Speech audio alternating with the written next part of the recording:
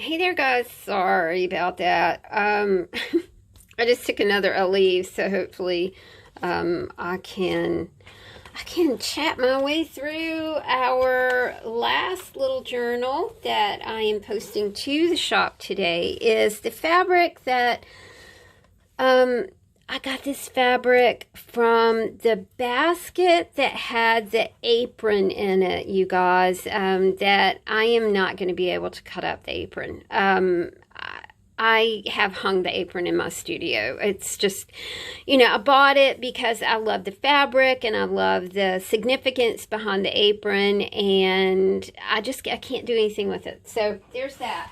I also found an apron story, y'all, and I'll try and find a link to this, the history of aprons, and it was on YouTube, not on YouTube, but on Facebook, and it was just so sweet. So we'll look through here, and I'll kind of just tell you the history of aprons, which I thought was really, really cool.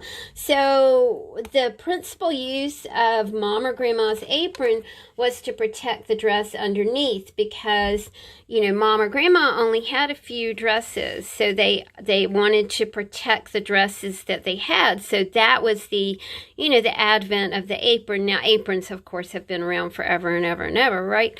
I put some ATC links in here for y'all. Usually you'll have these in these books, so you'll just have to kind of look for them.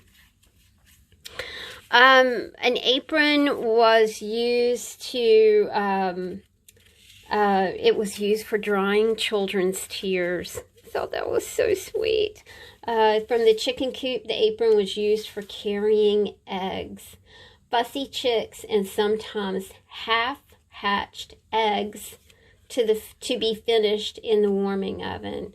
When company came, those aprons were ideal hiding places for shy kids. And when the weather was cold, she would wrap it around her arms.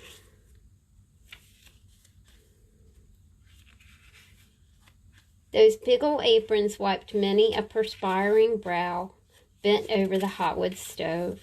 Chips and kindling wood were brought into the kitchen in that apron. Now, my mother-in-law's apron, she wore it every Sunday when she made Sunday dinner to protect her dress. And she canned tomatoes. And when she would can tomatoes, y'all, it looked like a tomato explosion in her kitchen. And her husband was enlisted to help. If you were around, you were going to help can tomatoes.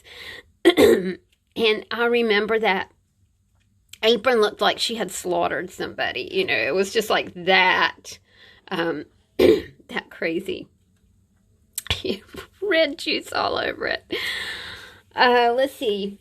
From the garden, the apron carried all sorts of vegetables.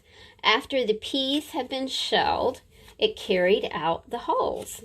In the fall, the apron was used to bring in apples that have fallen from the trees.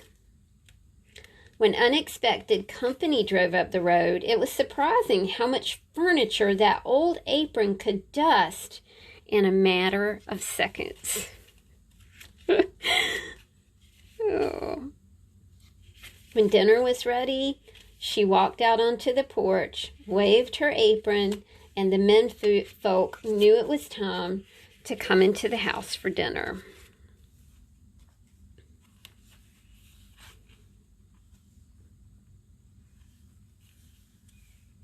Moms and grandmas used to set hot-baked apple pies on the windowsill to cool.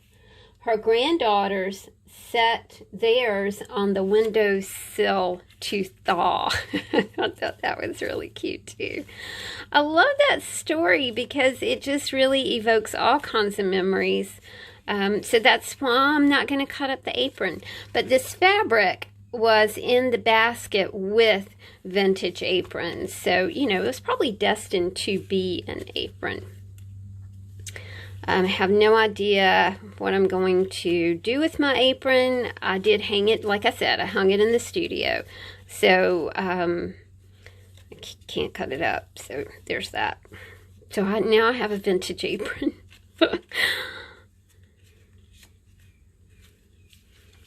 Thank you guys for bearing with me through my TMJ. Oh, jeez. Gee whiz. My sister says that getting older is not for sissies, and it really isn't. It's just one thing or another. This is one of our little stack notebooks too, you guys. Okay. I will have all 3 of these sweet little journals. Remember, they're just $25. They make a great gift.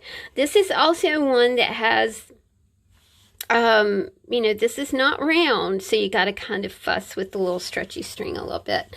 These 3 journals are going in the shop today. Thank you guys for hanging out with me. I'm going to go be quiet the rest of the day. I'll talk to you soon. Bye.